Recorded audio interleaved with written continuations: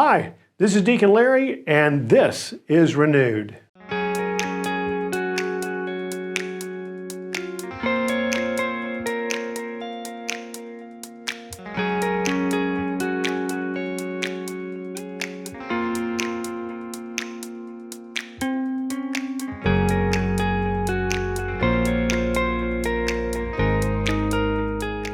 Over the next few weeks in Renewed, and perhaps over the months beyond that, we'd like to introduce you to some of the folks who have been in this journey with us here at St. Theresa. What we know in their life story is everyone will tell you in some way. This is about how I have been renewed. I am Leah Bouteller. I am a teacher with HISD. I've been teaching for about 10 years, mostly in second grade. So I love being around little kids, getting to know them, hearing their funny stories. And some of my interests outside of work are raising money for the Alzheimer's Association. I am the chair of an organization called Blondes versus Brunettes. I am the Brunettes chair, and we are a powder puff football team that raises money for the Alzheimer's Association each spring and raises awareness, and it's been a great way to meet people, and I would say outside of work that probably consumes most of my time. I had a grandmother that had Alzheimer's for about 14 years, and I was raised by very young parents, so we spent a lot of time with our grandparents, and this grandmother helped raise me, and they took me to church every Sunday, and it was hard to watch her over the last decade of her life, not remember who she was, not remember who her family was, who her friends were. And it just, if I could do even the smallest thing to where nobody else has to experience that, I'm happy to help out with that. So really it's more of a personal mission connection to me. So I enjoy helping raise awareness to other people. I was not raised in the Catholic Church. I was raised at Church of Christ, and I grew up Church of Christ, and then when I moved to Houston after college, I started going to non-denominational churches, and being a member of the Catholic Church was never, ever on my radar. It was kind of, oh no, don't go to the Catholic Church. And then I met a very tall, very good-looking, very sweet human being that the very first thing that I learned about him is that at his core, he is a member of the Catholic Church. So when we started dating, I kind of started to hear more and more about what happens in the Catholic Church, and I knew that in any relationship that I was wanting to be in, we decided a little early on that we wanted our relationship to end with marriage, and I knew that I wanted that to be the pillar, so I sort of became a little open-minded and started to think, okay, maybe I'll go to church with him. So we started going together, and I remember the very first Mass that we went to was at Co-Cathedral of the Sacred Heart downtown, and I walked in and just was blown away. I had never seen any church to that magnitude in my life. My church was much smaller. Anywhere I went in college was small.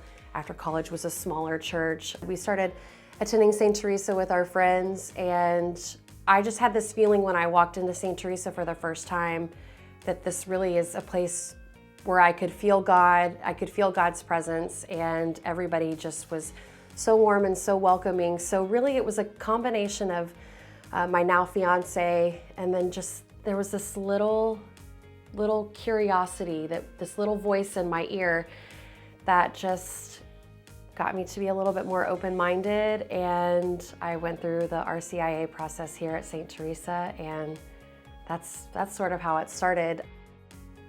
I knew that, especially after we got engaged, that I wanted to, eventually after we get married, and if we're blessed to have a family, that I would want to raise our children with like-minded faiths. So really, once I started thinking about those things, it was a no-brainer.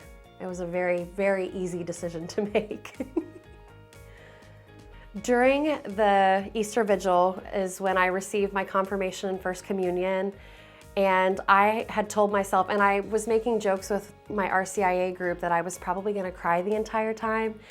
And one girl that I talked to a lot, I had made jokes with her that it's always when there's a trumpet. When there's a trumpet in Mass, that's usually when the tears start flowing. So Easter Vigil starts, and my family was here, and my soon-to-be in-laws were able to make it as well, which was really special. So as the ceremony started, I was okay. I felt this overwhelming sense of peace, just literally walked in very nervous. But the second I sat down, I was at peace. I felt peaceful, and it was in that moment that any doubt, any fear, any anxiety that I had was completely gone. And I was sitting listening to the music and singing and listening to the readings, and then the first time that I heard the trumpet, Lindsay turned around and looked at me, and I just was weeping. And then I, kind of blotted my tears and got myself together, and I was able to help dress the altar, which was very special. And I kind of had kept my head down because I knew if I made eye contact with anybody that I would start crying. And then when we walked up on the stage, oh my gosh, what's happening? And when you turn around and you look at everybody, I mean, it's been almost a month and still the emotion just comes out. And just to look at my fiance's face, looking at me and looking at my parents, and just looking at everybody that's there to support you, there are absolutely no words to describe that feeling. And it's the most peaceful, overwhelming feeling that I have ever experienced in my life.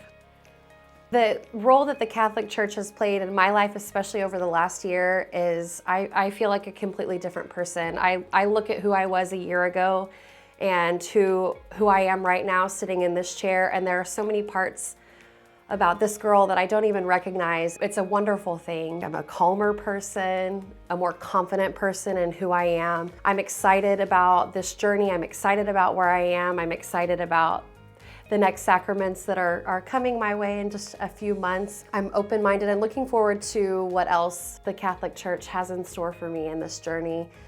And I feel like religion plays small parts in different aspects of my life. I find myself, when I'm stressed, turning to God and just taking a second to take a deep breath, say a prayer.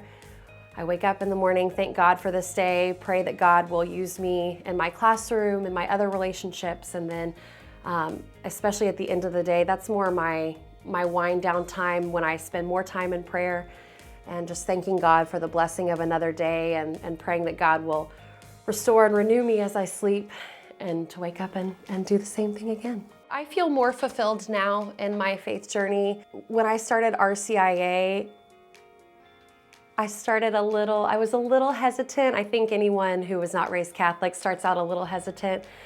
And then as we continued to meet on Wednesdays, and especially when we started meeting back in person, just diving into what the Catholic Church is, what the Catholic Church believes, I found myself learning things about religious history that I had never heard. And I feel like I was raised in a pew and went to a religious university and almost had a minor in biblical studies. So I just found myself mind blown and enlightened, and have been able to deepen my relationship and my biblical knowledge, and find out things about the church, the history of the church that I had never heard before. And it's those little things that just kept me coming back for more and wanting more information.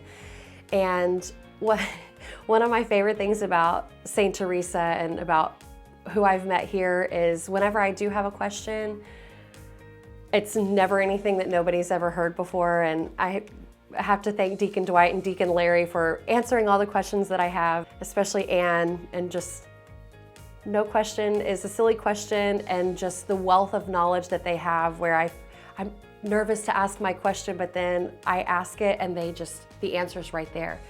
And that's what I love about the Catholic Church, is while the traditions from an outsider's perspective may look different, there's always an answer. And I love that. I love when there's always an answer for something, and with a biblical perspective to back it up. My advice to anybody that's in the same shoes that I am is to go in with an open mind and open heart, and to just really listen in and lean on God, and just be ready for a whole lot of things to happen in your life, great blessings to come your way.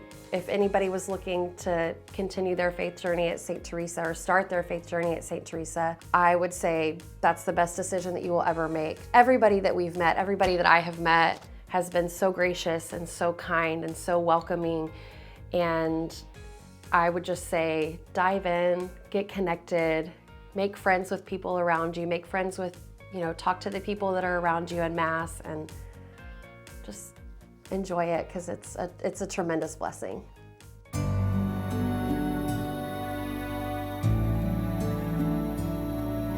Please like, subscribe, or comment below.